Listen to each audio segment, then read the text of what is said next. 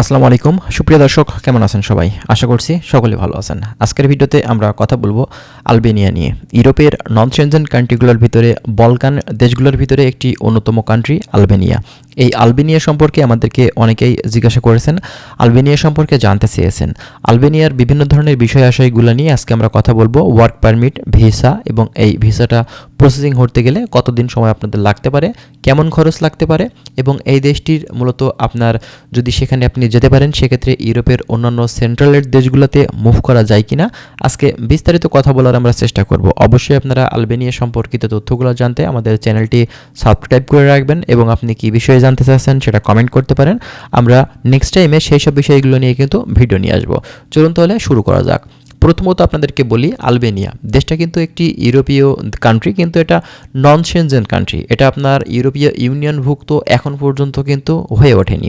তবে এই দেশটা কিন্তু একটি ভালো দেশ এবং আমাদের বাংলাদেশিদের জন্য আপনার যাওয়ার জন্য কিন্তু ভালো একটি কান্ট্রি। এর কারণ হচ্ছে অলরেডি আমরা দেখেছি বাংলাদেশ থেকে আমরা 2023 সালে 24 সালে কিন্তু বেশ কিছু বাংলাদেশি আলবেনিয়াতে ফ্লাই করেছে, কিন্তু 25 সালে এসে আপনার এই দেশটির ভিসা কিন্তু স্থগিত করে দেওয়ার কারণে বাংলাদেশিরা কিন্তু পরবর্তীতে আর যেতে পারেনি। যদিও দু একজন গেছে, তারপরেও কিন্তু তারা এয়ারপোর্ট থেকে ফেরত আসছে।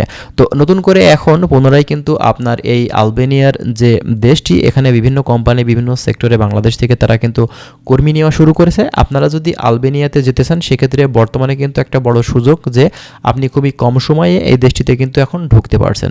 তো প্রথমত আসি একটি ওয়ার্ক পারমিটের ব্যাপারে। আপনি বাইরের দেশে যেতে গেলে অবশ্যই একটা কোম্পানি থেকে একটি ওয়ার্ক পারমিট আনতে হবে। আপনার সমস্ত ডকুমেন্টসগুলো আপনার এজেন্সির কাছে দিলে সেখানকার লয়ারের মাধ্যম দিয়ে কোম্পানি থেকে একটি ওয়ার্ক পারমিট কিন্তু আপনার ইস্যু করা হবে। তো এই ওয়ার্ক পারমিটটা আসতে দেখা যাবে যে অনলি 2 থেকে 3 মাস আপনাদের সময় লাগবে। পরবর্তী যে স্টেপ বা ধাপগুলো আপনার ভিসা প্রসেসিংয়ের সেগুলো কিন্তু শুরু হয়ে যাবে।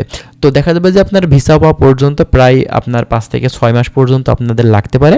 টোটাল প্রসেসিং করে আপনি দেখা যাচ্ছে ফ্লাই কিন্তু করতে পারবেন এই সময়টার ভিতরে। এখন কথা হচ্ছে, অনেক সময় দেখা যায় যে শুধুমাত্র 5 থেকে 6 মাসে হয় না, অনেক সময় দেখা যায় সময়টা লেন্দি হয়ে যায়। এটা কিন্তু সাধারণ ব্যাপার, কারণ ইউরোপের কান্ট্রিগুলোর ভিসা পাওয়াটা কিন্তু এতটা সহজ না, সে কারণে সময়টা একটু লেন্দি হয়।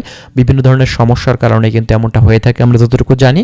তবে আলবেনিয়াতে পুনরায় যেহেতু কর্মী নেওয়া শুরু হয়েছে, এক্ষেত্রে বোঝাই যাচ্ছে এদের কার্যক্রমটা কিন্তু খুবই দ্রুত সময়ে করবে। আমরা কিছুদিন আগেও দেখেছিলাম যে আলবেনিয়া থেকে কিন্তু কর্মী, আলবেনিয়ার যে গভর্নমেন্ট মূলত বাংলাদেশ থেকে কর্মী নেওয়ার ব্যাপারটা কিন্তু তারা বলেছিলেন, ঠিক আছে। তো এখন পর্যন্ত আলবেনিয়ার যে শ্রম বাজারটা সেটা কিন্তু খোলা আছে এবং যারা আলবেনিয়াতে ঢুকতে চাচ্ছেন তারা কিন্তু এখন ঢুকতে পারেন এই আলবেনিয়া একটি নন সেনজেন দেশটিতে, ঠিক আছে। তো আলবেনিয়াতে মূলত আসলে যেতে গেলে কেমন সময় লাগতে পারে, সময়ের কথা আপনাদেরকে অলরেডি আমি বলে দিয়েছি।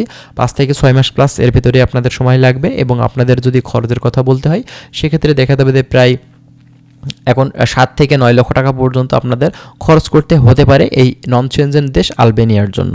এবং এই দেশটিতে গেলে আপনি কিন্তু অদূর ভবিষ্যতে সেখান থেকে আপনি ইউরোপের সেন্ট্রালের দেশগুলোতে বৈধ উপায়ে মুভ করতে পারবেন। যদি আপনি সেখান থেকে গেম দিতে চান সেক্ষেত্রেও কিন্তু সেখান থেকে সেই সুযোগটা আপনারা পাবেন বিভিন্ন দালাল এজেন্সির মাধ্যম দিয়ে। তবে এটা কিন্তু খুবই রিস্কি বিষয়, অবশ্যই বুঝে শুনে তারপরেই কিন্তু আপনারা এই কাজগুলো করবেন। আর যদি আপনাদের গেম দেওয়ার যদি ইচ্ছা থাকে সেক্ষেত্রে অবশ্যই আপনারা ওয়ার্ক ভিসা না নিয়ে ট্যুরিস্ট ভিসা বা অন্যান্য শর্ট টার্ম যে ভিসা আছে সেগুলো নিয়ে যাওয়াটাই উচিত। কারণ যখনই আপনি লং টার্ম ভিসা নিয়ে কোনো কোম্পানিতে কাজে যাবেন সেখান থেকে গেম দিলে কিন্তু ওই কোম্পানির অন্যান্য বাঙালিগুলো বিপদে পড়ে যাবে এবং বাংলাদেশ থেকে যে কর্মী নেওয়ার ব্যাপারটা সেটা কিন্তু ভবিষ্যতে আর তারা কখনোই চাইবে না, ঠিক আছে।